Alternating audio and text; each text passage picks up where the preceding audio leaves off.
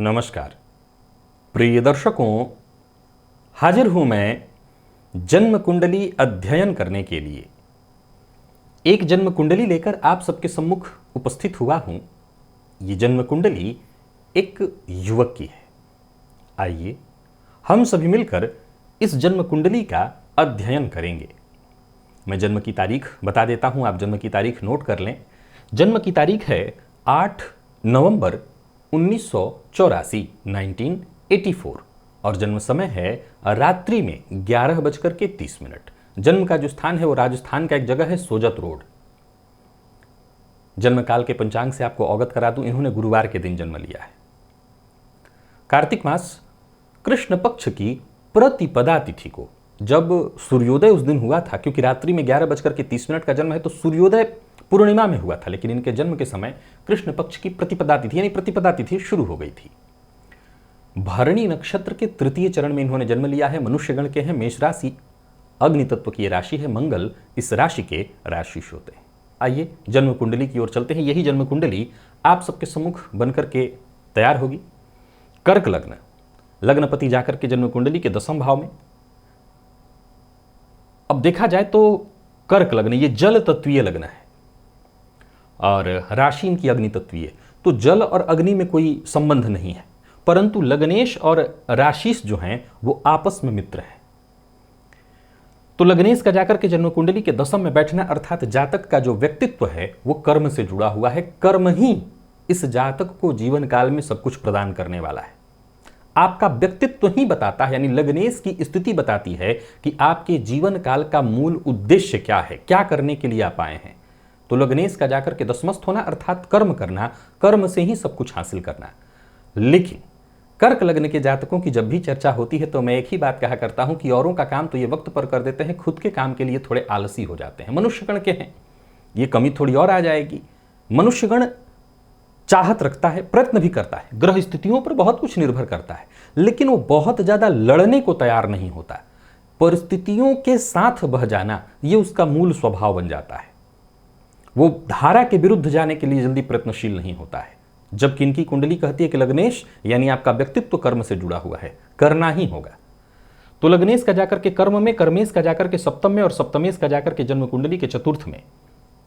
अब गौर करिए, लग्नेश 10वें में बैठे हैं, उन पर मंगल की दृष्टि और लग्न पर भी मंगल की दृष्टि। सप्तमेश चतुर्थ में बैठे हैं, उनकी दृष्टि है चंद्रमा पर यानी लग्नेश पर और लग्न पर। ज्योतिष शास्त्र का कथन है कि शनि और मंगल का सीधा सीधा दृष्टि संबंध अगर लग्न से बन जाए तो बहुत मायनों में देखा गया है कि ऐसा जातक उदासीन प्रवृत्ति का तो हो ही जाता है, कुछ हद तक बकवादी प्रवृत्ति का हो जाता है। उदासीन इसलिए क्योंकि कोई भी कार्य शनिदेव वक्त पर नहीं होने देंगे और मंगल धैर्य नहीं लेने देंगे। यहां कमाल देखिए कि मंगल 1 अंश 8 कला पर मृत अवस्था में है और शनिदेव 25 अंश 7 कला पर मृत अवस्था में। लेकिन अगर आप मेरे कार्यक्रम को देखते हैं तो ये जानते ही होंगे कि मृत होने का अर्थ ये नहीं है कि ग्रह प्रभावहीन हो गया। मृत होने का अर्थ है कि उसका जो तत्व है, उससे संबंधित जो तत्व है वो जातक के अंदर थोड़ा कमजोर पाया जाएगा। अब देखिए, लग्न पर मंगल की दृष्टि, लग्नेश पर मंगल की दृष्टि और शनि की भी दृष्टि इन दोनों पर, तो जैसा मैंने कहा जातक को बकवादी प्रवृत्ति का बना देता है, बहुत ज्यादा बोलने वाला। आमतौर पर देखने में आता है कि कुछ लोग ऐसे होते हैं कि अगर काम करते हो तो बहुत ज्यादा बोलते भी हैं।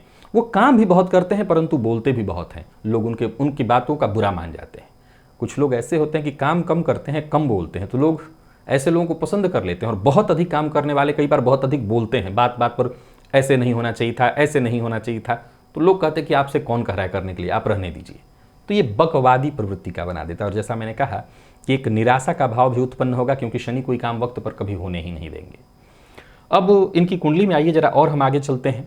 एक बात आपको बता दूं कि जैसी ग्रह स्थिति आपको यहाँ पर दिखाई पड़ रही है, चलित में भी आपको वैसी ही ग्रह स्थिति दिखाई पड़ेगी। कोई भी ग्रह स्थिति अभी बदली नहीं है। वर्तमान में जातक को राहु की दशा चल रही है और केतु की दशा प्रारंभ होगी 2023 के नवंबर में। एक दूसरा, इनकी जन्म कुंडली में अगर आप देखें तो सूर्य जन्मांक चक्र में नीच राशि में बैठे हैं, नवमांश में ये उच्च के हैं। सूर्य और शनि की युति और साथ ही साथ अगर मंगल की स्थिति को देखें तो मंगल इनकी कुंडली में मृत अवस्था में, लेकिन वर्गोत्तमी है। वर्गोत्तमी है क्योंकि नवमांश में भी वो उच्च राशि में ही बैठे हैं। अब एक और पॉइंट आपको इनकी कुंडली में दिखाई पड़ेगा कि सूर्य और शनि दोनों नैसर्गिक शत्रु एक साथ बैठे हैं, और सूर्य और शुक्र और गुरु दोनों नैसर्गिक शत्रु एक साथ बैठे हैं। ये कमाल की स्थिति है। ये अलग बात है कि गुरु और शुक्र वाले संबंध में शुक्र मात्र 0 अंश पर और गुरु जो है वो 16 अंश पर है, तो 16 अंश की इन दोनों के बीच दूरी है। 12 अंश से अधिक की दूरी होने पर कहीं ना कहीं प्रभाव कम माना जाता है। लेकिन यहाँ अंतर क्या है कि शुक्र की गति बहुत तीव्र है और गुरु की गति जो है वो जाहिर सी बात है कि 13 महीने तक तो एक राशि पर समय बिताएंगे ही, इसलिए इस युति का भी प्रभाव इस जातक को जीवन काल में देखने को मिलेगा। अभी कुछ दिन पूर्व ही मैंने एक शॉर्ट वीडियो में बताया था कि अगर इस तरह की युति हो तो ये भी अपने आप में बहुत श्रेष्ठ और सफलता देने वाली बन जाती है। अब इनकी कुंडली में जरा एक और पॉइंट देखिए कि केतु और बुध जाकर के जन्म कुंडली के पंचम भाव में बैठे हैं और राहु इनकी कुंडली में उच्च राशि में, हालांकि डिग्री वाइज देखें तो 3 ही अंश पर है, लेकिन कृत्तिका नक्षत्र सूर्य के नक्षत्र में है और सूर्य के नक्षत्र में बैठ करके फल दे रहे हैं। सूर्य इस कुंडली में नीच राशि में बैठे हैं लेकिन फल उच्च के समान दे रहे हैं। लेकिन षडबल जाकर के जब आप इनका देखेंगे तो षडबल में आपको सूर्य बली दिखाई नहीं पड़ेंगे, और इसके पीछे कारण, जब सूर्य उच्च के समान फल दे रहे हैं तो वो षडबल में कमजोर क्यों है, इसके पीछे कारण है। पहले तो जातक के जन्म का समय देखिए, जातक का जन्म का जो समय है वो रात्रि का है, तो जाहिर सी बात है दिन में सूर्य बली होते हैं। एक दूसरा, सूर्य दशम में दिग्बली होते हैं, तो दिग्बल से सर्वथा विहीन हो गए हैं। तो ये 2 बहुत बड़े पॉइंट हैं। और तीसरा, सूर्य और शनि की युति में शनि का बल बढ़ जाता है, सूर्य का बल वहां थोड़ा कमजोर, और ऐसे सूर्य पर किसी भी शुभ ग्रह की दृष्टि न होने से इनको दृग्बल भी नहीं मिल रहा है, तो इसीलिए षडबल में इनके सूर्य कमजोर हैं। किसी भी व्यक्ति की जन्म कुंडली में जब सूर्य कमजोर हो तो 2 बातें तो तय है, जातक को कहीं ना कहीं उसके आत्मविश्वास में कमी तो जरूर देखने को मिलेगी, और ऊपर से ऐसी अवस्था में जबकि सूर्य कमजोर पड़ रहे हों, ऐसे स्थिति में चंद्रमा पर अगर पाप ग्रहों की दृष्टि ज्यादा पड़ जाए, हालांकि इनकी कुंडली में गुरु की 5वीं दृष्टि चंद्रमा पर है जो कि बहुत बड़ा प्लस पॉइंट है, लेकिन फिर भी मंगल और शनि की दृष्टि का चंद्रमा पर पड़ना, और चंद्रमा पूर्णिमा का है यानी कृष्ण पक्ष की प्रतिपदा, तो इसका मतलब पूर्णिमा का ही चंद्रमा सामने देख रहे हैं, पूर्ण बलि चंद्रमा है। अब ऐसे चंद्रमा पर शनि और मंगल की दृष्टि का पड़ना ये डिप्रेशन का शिकार नहीं बनाएगा, याद रखिएगा। चंद्रमा जब नीच राशि में हो तब डिप्रेशन की संभावना बहुत ज्यादा, या नीच राशि के करीब हो तब डिप्रेशन की संभावना बहुत ज्यादा। ऐसी अवस्था में डिप्रेशन नहीं होगा, फिर क्या होगा, ऐसी अवस्था में जातक अनावश्यक दिन भर सोचेगा, इतनी कल्पनाएं करेगा कि जैसे उसकी कल्पनाओं का समापन कभी होगा ही नहीं, बहुत कल्पना करेगा, बहुत ही ज्यादा।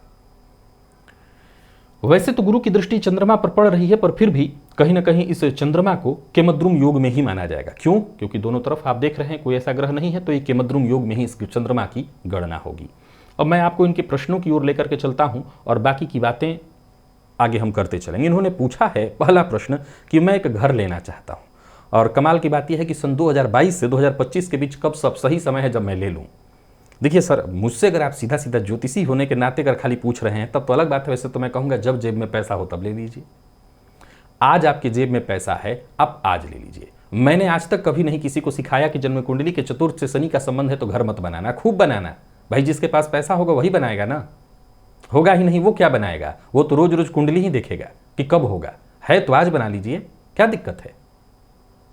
तो ऐसा ज्योतिष तो मैंने आज तक कभी किसी को नहीं बनाया, आप खूब बनाइए। बल्कि आपको एक और बात बता दूं कि जन्म कुंडली के चतुर्थ भाव में शनि है तो निसंदेह ये गृह सुख नहीं लेने देते हैं। मैंने हमेशा कहा है कि घर का सुख वो नहीं लेने देते, घर में कलह का वातावरण बनाते हैं, लेकिन घर बहुत देते हैं।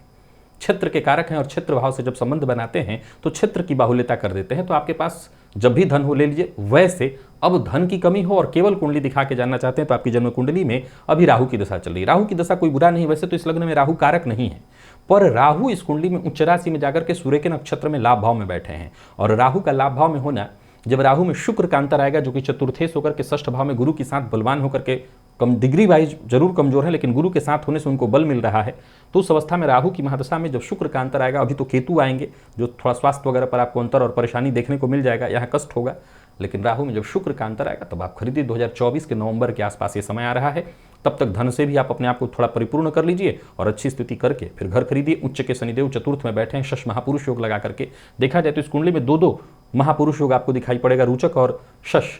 रुचक का काम ही यही है कि हर चीज जल्दी करा दे और शश का काम ही यही है कि कोई काम वक्त पर न होने दे।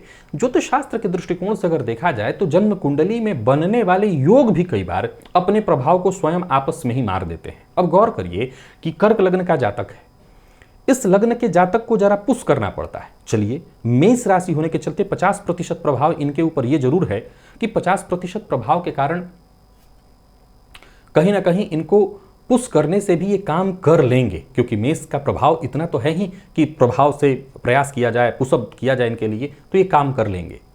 लेकिन वहां पर अगर आप देखें तो कौन सा गण है? मनुष्य गण है। मनुष्य गण धारा के विपरीत जाने को तैयार नहीं होता है। अब कहीं ना कहीं आलस्यपन, लेजिनेस इनके अंदर ऑलरेडी रखा हुआ है। अगर 50% मंगल का प्रभाव हम अलग कर दें तो 50% प्रभाव में लेजिनेस है। इंसान आलसी तब ज्यादा हो जाता है जब उसका काम वक्त पर हो ही ना, वो मान के बैठ जाता है कि मेरा काम तो होना ही नहीं है। अब यहां पर मंगल पुश करेंगे बार बार, तुरंत करो, ये करो, धैर्य विहीन बनाएंगे, शनिदेव कोई काम वक्त पर होने ही नहीं देंगे। तो इस अवस्था में ऑलरेडी जातक को थोड़ा सा परेशानी हो ही जाती है। और ये एक तरह से देखा जाए तो स्वयं एक दूसरे से राजयोग के प्रभाव को कम करने जैसा है दो महापुरुष योग, लेकिन दोनों एक दूसरे के प्रभाव को कम कर रहे हैं। अब ये अलग बात है कि हम जिस जन्म कुंडली की चर्चा कर रहे हैं, कर्क लग्न और मेष राशि, यहाँ पर षष्ठ महापुरुष योग का कोई विशेष प्रभाव नहीं है। यहाँ पर विशेष प्रभाव रुचक का ही है, और मंगल हैं भी वर्गोत्तमी, तो अपना प्रभाव देंगे। आप अगर अभी पैसा रखते हो तो आज खरीदिए, नहीं तो 2024 नवंबर के बाद योग है, खरीद लीजिएगा। मैं एक बड़ा ज्वेलरी का व्यापार करना चाहता हूं, क्या यह मेरे लिए ठीक रहेगा? और अभी वर्तमान में आप लोगों को बता दूं कि ज्वेलरी का ही छोटा व्यापार कर रहे हैं। देखिए, आपकी कुंडली में अगर देखा जाए तो मंगल सप्तम भाव में बैठे हैं। जन्म कुंडली में देखा जाए तो ये कर्म भाव है, और यहां से अगर 10 घर आगे गिनते हैं तो यही व्यापार का भाव होता है। इसके स्वामी शनिदेव उच्च राशि में बैठे हैं। वैसे तो सामान्य शब्दों में देखा जाए तो शनि से संबंधित व्यापार आपको विचार करना चाहिए था, लेकिन गुरु और शुक्र का संबंध आपकी कुंडली में है, और यह संबंध षष्ठ में होने से भी कोई दिक्कत नहीं। कर्मभाव पर गुरु की दृष्टि पड़ रही है, और व्यापारपति उच्च राशि में बैठे हैं। आप ज्वेलरी का व्यापार अगर करना चाहते हैं, ज्वेलर हैं आप स्वयं, और इससे संबंधित आपको जानकारी है, बिल्कुल कर सकते हैं। कहीं कोई दिक्कत इस कुंडली में मुझे दिखाई नहीं पड़ती है। हाँ, मुद्दा व्यापार करना नहीं है, मुद्दा है व्यापार में टिकना।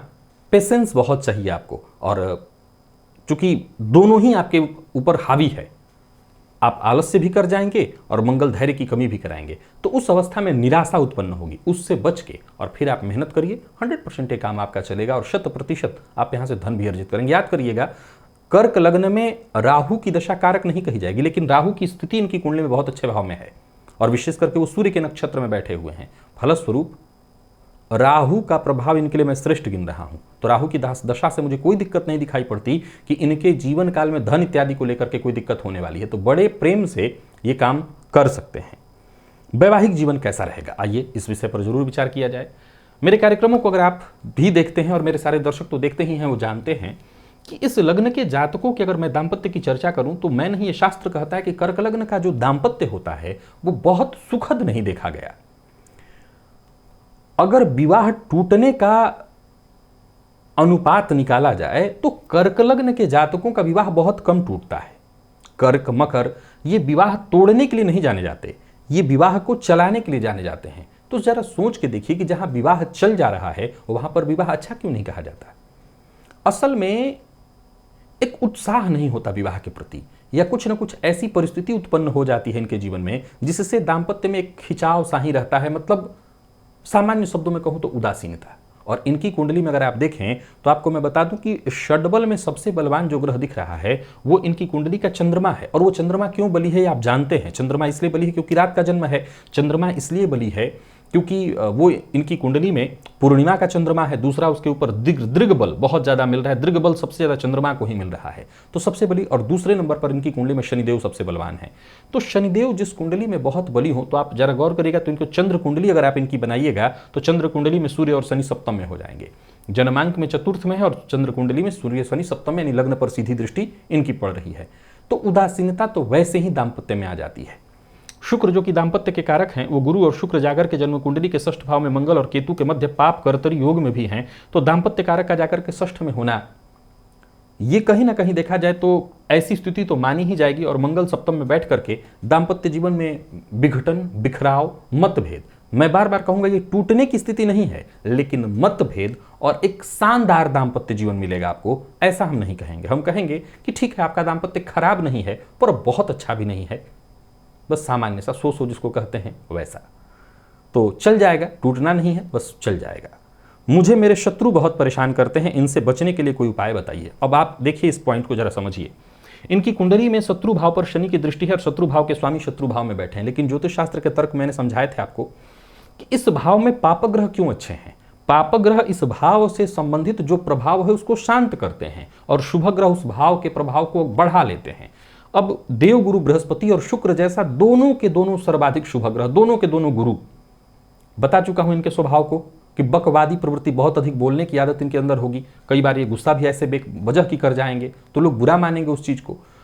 अब उसमें क्या होगा कि गुरु और शुक्र जाकर के षष्ठ में बैठे हैं तो शत्रु इनके खूब बनेंगे। अब ये गुरु जो हैं शत्रुओं को शांत करने में ही अपनी शक्ति खत्म कर देंगे। तो गुरु जैसा शुभ ग्रह जो कि जन्म कुंडली में सब कुछ देने के लिए जाना जाता है, वो केवल और केवल शत्रुओं को समाप्त करने में ही अपनी क्षमता को खत्म कर दे तो ये बहुत बड़ी हानि है। पर फिर भी आपके शत्रुओं के बढ़ने के पीछे आपका व्यक्तित्व है, आपका स्वभाव। इसके कारण कहीं ना कहीं आप अपने शत्रुओं को बढ़ा लेते होंगे, शत्रु बन जाते होंगे। ये अलग बात है कि कोई कुछ बिगाड़ नहीं पाएगा, परंतु हां बनते इसी के कारण है। उपाय, वाणी पर नियंत्रण रखिए, कड़वी वाणी का प्रयोग मत करिए। इस भाव का स्वामी निसंदेह नवमांश में उच्च का हुआ है, लेकिन जन्मांक में वो नीच का दिख रहा है और सूर्य शनि की युति के कारण कहीं ना कहीं आप ऐसा बोल बैठेंगे। ये क्या है? ये जनता का भाव है, ये दोनों जनता का भाव है। तो जनता भाव का एक मालिक तो वर्गोत्तमी जरूर है, लेकिन यहां विशेषकर चौथा भाव जनता का माना गया है, उसके स्वामी चले गए हैं षष्ठ भाव में। तो जनता से शत्रुता, लोग आपसे जुड़, अब एक व्यापारी होने के नाते ये अवगुण है आपका, ये गुण कहीं से भी नहीं गिना जाएगा। ये कहीं ना कहीं आपको पूरी तरह से कमजोर करने वाला है। तो लोगों से घुलना मिलना, आपका जो मुख्य गुण है मनुष्य गण, आपके जो लग्न का स्वभाव है सबसे घुल मिल जाना। बल्कि कर्क लग्न के लिए जो मैं मूल सूत्र कहा करता हूं, ये तो वो हैं जिनसे पड़ोसी के कुत्ते भी खुश रहते हैं। क्यों? क्योंकि सबके लिए अच्छा ही करते हैं। तो कम से कम इस गुण के साथ चलिए, कोई आपका शत्रु नहीं बनेगा। यही उपाय है। क्या मेरे भाई मेरी बात मानेंगे? बड़े भाई के घर का मालिक जाकर के बैठा है षष्ठ में, छोटे भाई के घर का मालिक जाकर के पंचम में बैठा है, बड़े भाई का कारक जाकर के बैठा है षष्ठ में, छोटे भाई के घर का कारक जाकर के बैठा है सप्तम में। असल में ये बात आपके ऊपर लागू रहेगी। अब देखना होगा, मुझे समझना होगा आपको कहीं ना कहीं इस कुंडली के हिसाब से, आप इस लग्न के अगर हिसाब से चलें और मूल रूप से इस व्यक्तित्व को आप ग्रहण कर लें तो सभी आपके पक्ष में ही है, कोई आपके विपक्ष में हो ही नहीं सकता। क्यों? क्योंकि डोनर से बुरा कौन मानेगा? जो डोनर हो, देने वाला हो, उससे शत्रुता कौन करना चाहेगा? और कोई क्यों करेगा? अगर आप गुड़ हैं तो चींटियां आपसे शत्रुता क्यों करेंगी? लेकिन अगर आप स्वयं गुड़ होने के बावजूद अपने अंदर कड़वाहट रखेंगे तो जाहिर सी बात है कि चींटियां आपकी ओर आकर्षित नहीं होगी। तो अगर आप चाहते हैं कि सभी आपकी बात माने, सभी आपसे जुड़े रहें, तो जो आपका मूल व्यक्तित्व है, मूल स्वभाव है, उस स्वभाव के साथ जी के देखिए। मुझे तो ऐसा लगता है कि अगर आप मेरे ज्योतिषीय विश्लेषण को देखते हो तो मैं हमेशा कहा करता हूं कि इंसान अगर अपनी जन्म कुंडली के हिसाब से अपने मूल व्यक्तित्व को बस केवल जी ले तो जग जीत लेगा। मूल व्यक्तित्व को जी लीजिए और जग जीत लीजिए, ये पक्का। तो आप बस इतना ही करिए। और आगे इन्होंने पूछा है कि क्या मैं जीवन में अपना नाम बना पाऊंगा? इसमें कोई संशय नहीं है। बदनामी तो है ही, आपकी कुंडली में सूर्य शनि की युति है, अभी आपने खुद ही कहा शत्रुता, तो बदनामी तो होगी ही होगी। तो बदनामी में भी तो नाम छुपा हुआ है। वैसे नाम हो ही जाता है, नाम के लिए कुछ नहीं करना। प्रिय दर्शकों, प्रश्न तो इनके इतने ही थे। आप इस जन्म कुंडली को देखिए। वर्तमान समय में इनको राहु की दशा चल रही है। राहु की दशा इनकी कुंडली के लिए पैसा के मामले में ठीक है, पैसे के मामले में उससे कोई दिक्कत नहीं है, लेकिन राहु का अपना जो मूल स्वभाव है इस लग्न के लिए वो कारक भी नहीं है। वृष राशि में उच्च राशि में बैठे हैं वो अच्छी बात, लेकिन इस लग्न के लिए वो कारक नहीं है। फलस्वरूप अगर देखा जाए तो बुद्ध्याभीन मति विभ्रम सर्वशून्य, व्यक्ति को भ्रमित कर देते हैं, चिड़चिड़ा बना देते हैं, जिद्दी बना देते हैं। तो ये वही कर रहे हैं। फलस्वरूप जातक के चूंकि मेष राशि का प्रभाव भी है तो मनुष्य गण के होने के कारण कहीं ना कहीं गुस्सा तो नियंत्रित होता है, लेकिन राहु का प्रभाव, गण का प्रभाव, राशि का प्रभाव जातक को जिद्दी, चिड़चिड़ा और गुस्सैल बना रहा होगा, जिसके चलते सबसे कट रहे होंगे। इसी के चलते सारी दिक्कतें हैं।